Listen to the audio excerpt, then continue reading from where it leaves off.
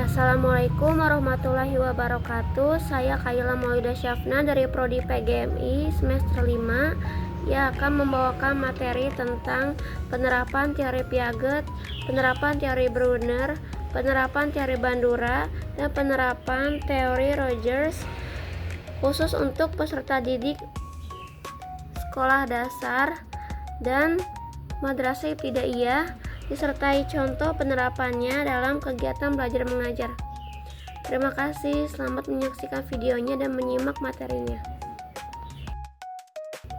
Pertama, ada penerapan teori Piaget di sekolah dasar atau madrasah ibtidaiyah.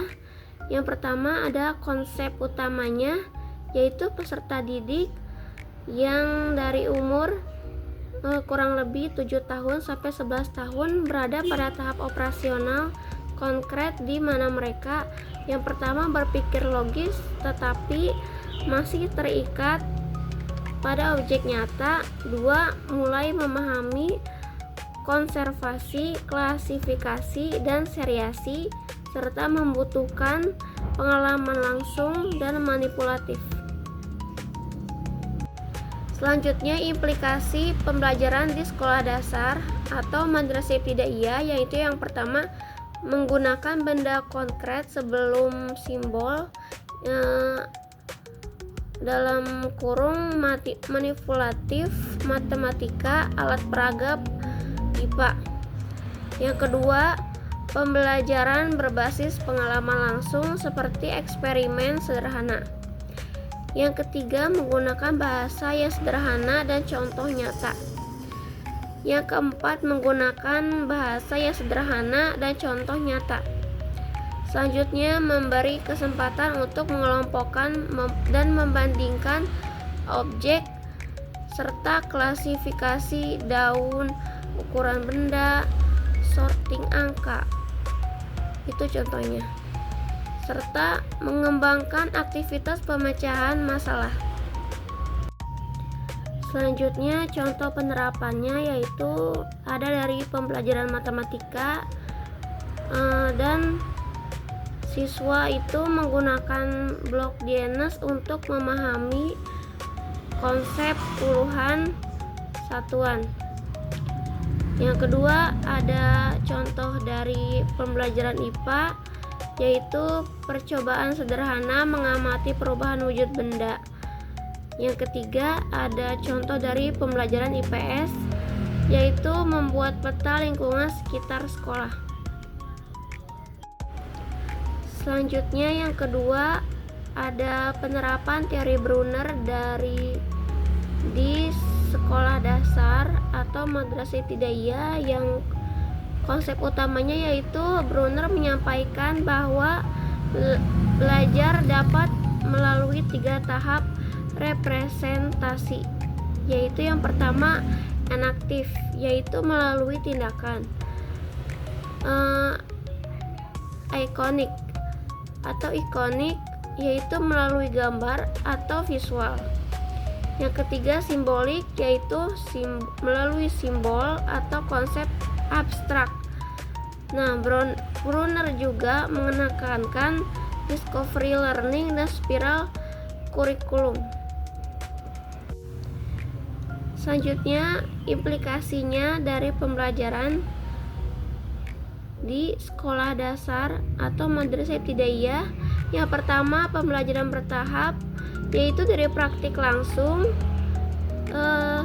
ke gambar, dan selanjutnya ke simbol. Yang kedua, mendorong penemuan, yaitu siswa diberi kesempatan mencoba dan menemukan konsep sendiri. Yang ketiga, materi disusun secara spiral dari sederhana ke kompleks. Selanjutnya, menggunakan media visual, grafik, model, serta video.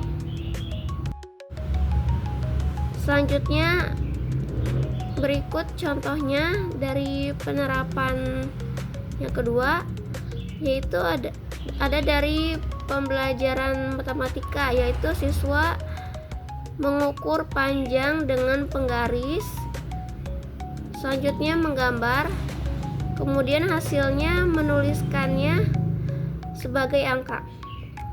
Yang ketiga, dari pembelajaran bahasa Indonesia, yaitu menemukan pola kalimat melalui contoh, bukan diberi rumus langsung. Selanjutnya yang ketiga dari pembelajaran IPA, yaitu siswa mencoba sendiri mengamati magnet lalu menarik kesimpulan sifat magnet. Yang ketiga, penerapan teori Bandura di sekolah dasar atau madrasah ibtidaiyah. Selanjutnya di konsep utamanya yaitu Bandura memperkenalkan social learning teori atau observation learning yang meliputi yang pertama ada attention atau artinya perhatian, yang kedua retention atau pengingat, 3 reproduction menirukan, serta motivation atau motivasi. Nah, perilaku peserta didik berkembang dari meniru model yang diamati dari guru, orang tua, teman, serta tokoh. Selanjutnya ada implikasi pembelajarannya. Yang pertama, guru harus menjadi model positif, yaitu harus sopan, rapi, jujur, serta disiplin. Yang kedua, menggunakan demonstrasi sebelum praktik. Yang ketiga, menghadirkan model tema supaya yang baik. Yang keempat, memberikan penguatan atau reinforcement agar perilaku baik ditiru.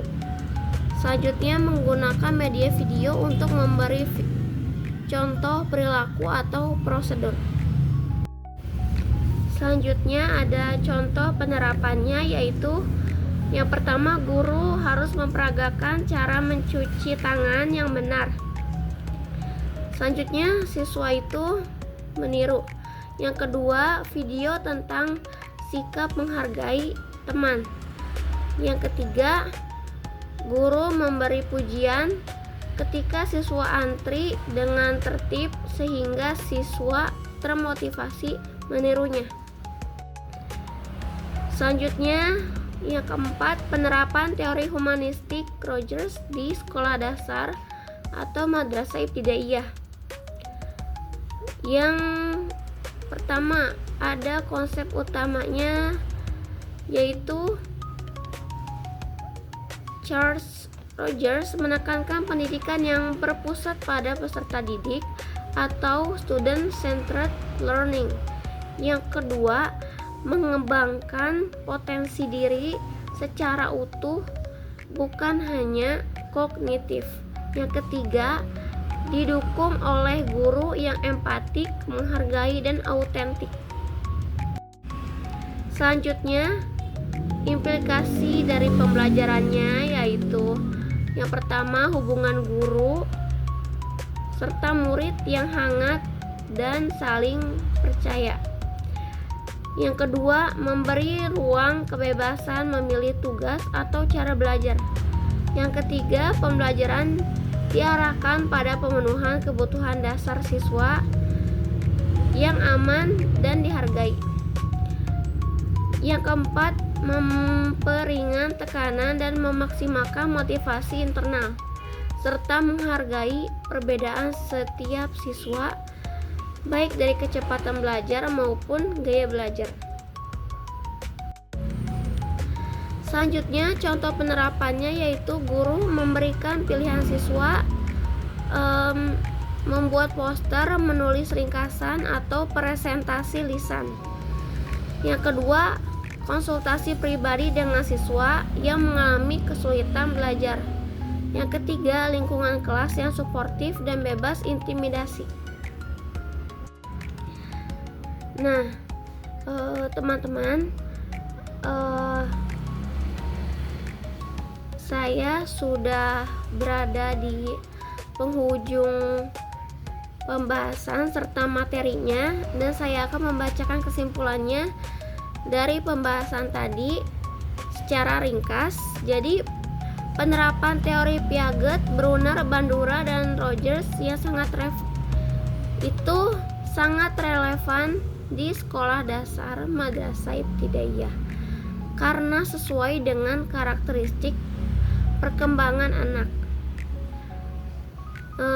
Seperti Piaget menekankan pelajaran konkret dan pengalaman langsung. Yang kedua, Brunner, yaitu mengembangkan pembelajaran penemuan dan representasi bertahap. Yang ketiga, Bandura, yaitu menekankan peran model dan penguatan dalam pembentukan perilaku. Selanjutnya, yang dari Rogers menekankan pembelajaran humanistik yang berpusat pada siswa. Dengan mengintegrasikan keempat teori tersebut, guru dapat menciptakan proses pembelajaran yang lebih efektif, bermakna, dan menyenangkan bagi peserta didik sekolah dasar atau madrasah ibtidaiyah. Baik, sebelumnya cukup sekian penjelasan serta pemahaman materinya dari saya. Saya pamit undur diri. Terima kasih. Wassalamualaikum warahmatullahi wabarakatuh.